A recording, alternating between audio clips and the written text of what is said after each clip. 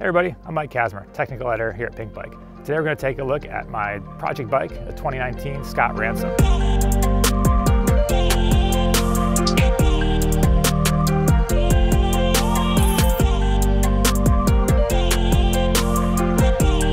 Ransom has 29-inch wheels, 170 millimeters of travel front and rear. It was one of the standouts at this year's Pinkbike field tests. But there are a few little tweaks and modifications I wanted to do in order to make the bike perform better, at least for me. What I've created isn't quite as wild as Mike Levy's giant Trance, but closer look, you'll see there's a few little interesting details. So the first thing I did was take off the twin lock remote system. Basically, if you're not familiar, twin lock is a little lever here that controls both the fork and the shock. It firms them up for climbing, and then you can open it all the way up for descending. Nice little feature, some people love it, but personally, I'm just not a fan of a cluttered handlebar. There's just too many little things going on. The less I need to think, the better, so took that off.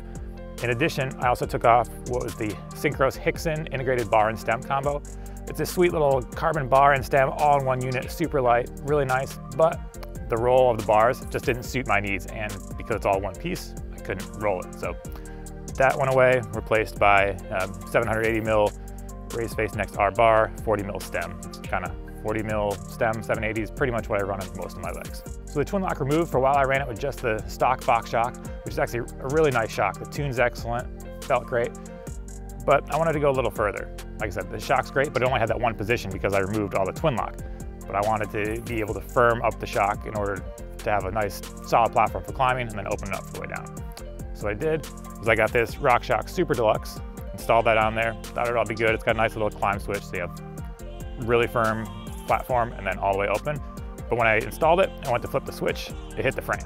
So I pulled it off, took the compression lever off, headed over my bench grinder, ground that thing down just a little bit, and now it works great. So got the rear suspension sorted out, let's head to the front. This fork here, Fox 36, kind of, it's not exactly Fox 36. We can call it the Foxzocchi, because what I did is I took a Marzocchi Z1 uppers, so stanchions and crown, 44 millimeters of offset for the people that are counting. Took that, put the Fox 36 lowers with it, and also a Grip 2 damper, and created this. In theory, it has thicker stanchions than the typical Fox 36, so it should be stiffer, but I can't say I really notice a difference. So the main reason for doing this, as opposed to just running the stock fork, was that it has the Grip 2 damper, and the stock one had the Fit 4.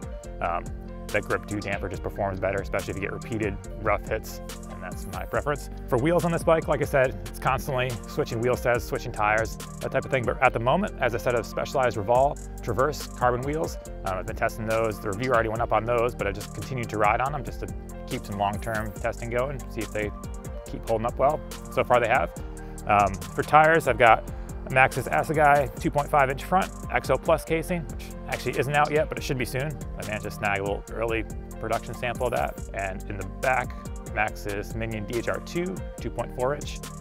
And I've also got an insert in here, nuke-proof ARD insert, a little piece of foam sits in there, just in case for running low pressures, if you smack a root or rock, helps protect the rim, also helps protect from pinch flats. So on those wheels, I've got 200 millimeter rotors front and rear to go with the Code RSC brakes, metallic pads. Codes I prefer just because they have nice modulation, they work well in steeps, they don't overheat, they feel really consistent.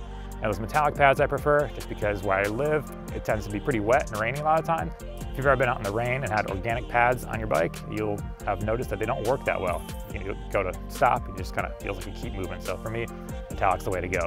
At the moment, the drivetrain of this bike is pretty much the same as the stock configuration. It's Ram's X01 Eagle 12-speed drivetrain. Got the 1050-tooth cassette in the back. Huge range, but around here, I've got a lot of steep hills, and I'm not ashamed to put it in that easy gear, just grind my way up. Grips, saddle, pedals, those are the things that can make a big difference in how a bike rides. So those are usually the ones that are most tuned to my personal preferences. I'm pretty picky about all those areas.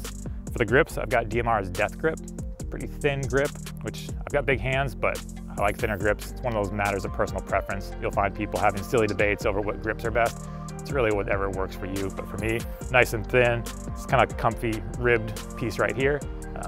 Yeah, just a big fan of those. For the saddle, I'm running the Pro Logo Dimension NDR. I like the profile of it, nice and short, just enough width here to be comfortable, just enough padding there, again, to be comfortable, except there's one downside.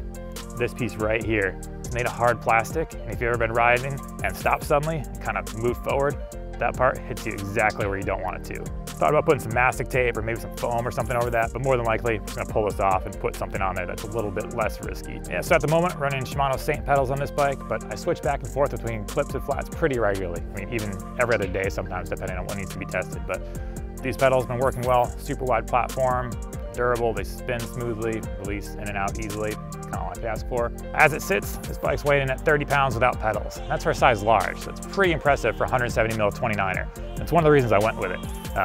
Typically I'd probably go with something a little less travel, but because it's so light, it means I can take this bike and pedal it pretty much anywhere and not feel like I'm lugging around a big heavy beast. It's good for those all-day missions, and if I do want to hit up the bike park or go shuttle, I can handle that as well. All right, so there you have it, my 2019 project bike, Scott Ransom. Let me know what you think of the build, and if you have any questions, put them in the comments below.